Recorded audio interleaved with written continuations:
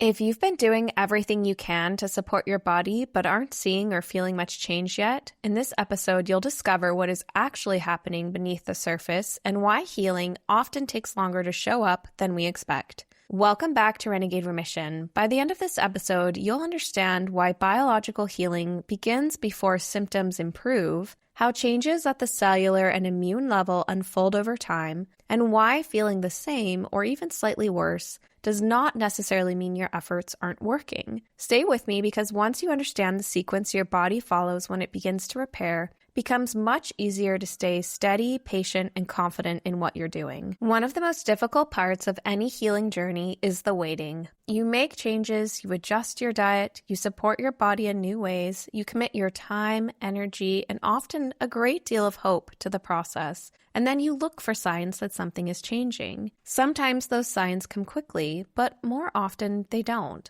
You may still feel tired, your symptoms may still be present, some days may even feel harder than others, and without clear feedback from your body, it becomes very easy to assume that nothing is happening. This is the moment where many people begin to question, is this working? Am I wasting my time? Should I be trying something else? And what often goes unrecognized is that the body does not begin healing at the level we can feel. It begins much deeper at the level of cells, signaling pathways, hormones, and internal regulation systems that take time to influence what we experience day to day.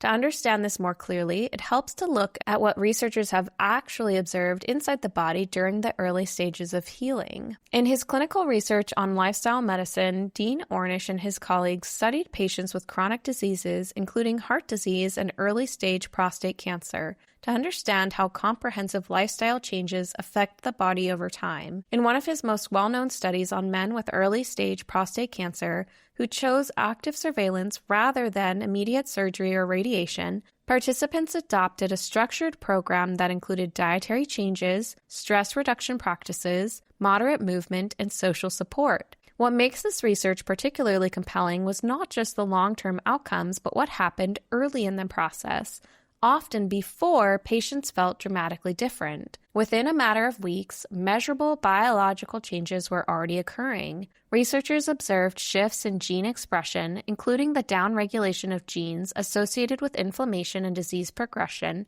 and the upregulation of genes involved in protection and repair. These changes were detected through laboratory analysis, even though many participants did not yet report any major improvements in how they felt day to day. Over a longer period, additional changes became more visible. Some participants showed stabilization and slowing of disease progression. In other Ornish studies focused on cardiovascular disease, patients following similar lifestyle interventions demonstrated measurable improvements in arterial health over time. But what's striking about these findings is the sequence. The body began changing at a molecular and cellular level before those changes were fully experienced as increased energy, reduced symptoms, or visible improvement. Dean Ornish's work highlights an important principle that appears across many areas of medicine. Healing often begins internally in ways that are not immediately perceptible and only later becomes noticeable through symptoms, function, or clinical outcomes. To understand why healing can feel so slow, we need to look at the order in which the body changes. The body does not start with symptoms. It starts with internal regulation. One of the earliest changes that can occur when the body begins to move toward a healthier state is at the level of gene expression. Genes are not fixed instructions that operate the same way at all times.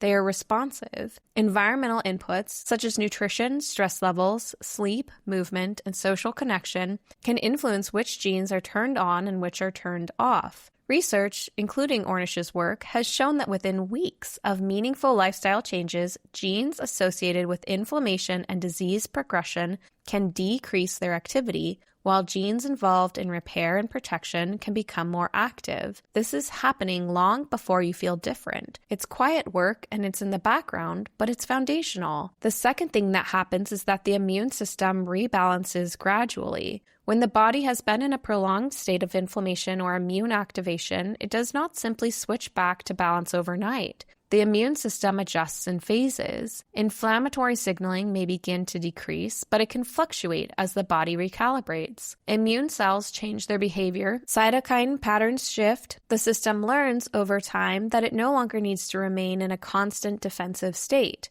This process can take weeks to months, depending on the individual, their environment, and the condition that they're in. During this time, symptoms may not change dramatically or at all because the system is still reorganizing. The third thing that has to happen is that the nervous system has to relearn safety. For many people living with chronic or serious illness, the nervous system has been operating in a heightened state of fight or flight. When you begin supporting your body through nutrition, rest, or stress reduction, the nervous system does not immediately settle. It has to relearn what safety feels like. This involves changes in autonomic regulation, heart rate variability, breathing patterns, muscle tension, and the balance between sympathetic and parasympathetic activity. These shifts influence sleep, digestion, and inflammation, but they take time to stabilize. Until they do, you may not feel significantly different, even though the underlying system is changing. The fourth thing is that mitochondria and energy systems recover in layers. Energy production inside the body depends heavily on mitochondrial function. When mitochondria have been under stress long-term, whether it's from inflammation, illness, or environmental factors,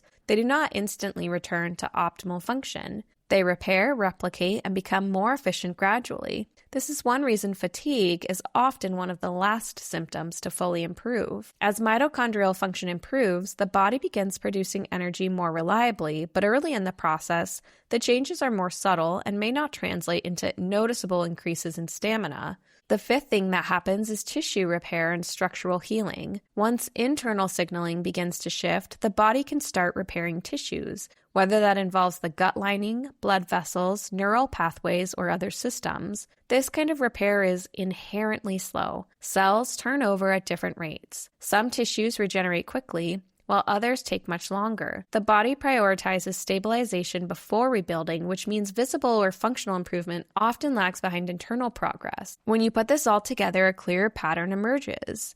Internal signaling and gene expression are first, immune and nervous system regulation are second, third is cellular energy production, fourth is tissue repair, and then fifth and final is symptoms and function. But what we want when we're healing is to experience this in reverse. We look for symptom relief first, and when that doesn't happen quickly, it feels like nothing is changing, even though the earlier steps are already underway. This mismatch between what is happening and what is felt is one of the main reasons healing can feel so discouraging in the early stages. If you're doing things that support your body and you're not yet seeing results, it doesn't mean your efforts are ineffective. It may mean you are in the earlier phases of change where the body is reorganizing itself in ways that have not yet reached the level of daily experience. This is where many people stop, not because the approach isn't working, but because the feedback loop is delayed. Understanding this does not make the process faster, but it can make it easier to navigate. It allows you to interpret your experience differently with more patience, confidence, and less self-doubt. Here are some practical action steps you can take today to begin to feel really confident in your healing process. The first is to track signals beyond symptoms. Instead of looking only for major symptom changes, look for small shifts, whether it's just slightly improved digestion, a more stable mood, fewer extreme highs and lows,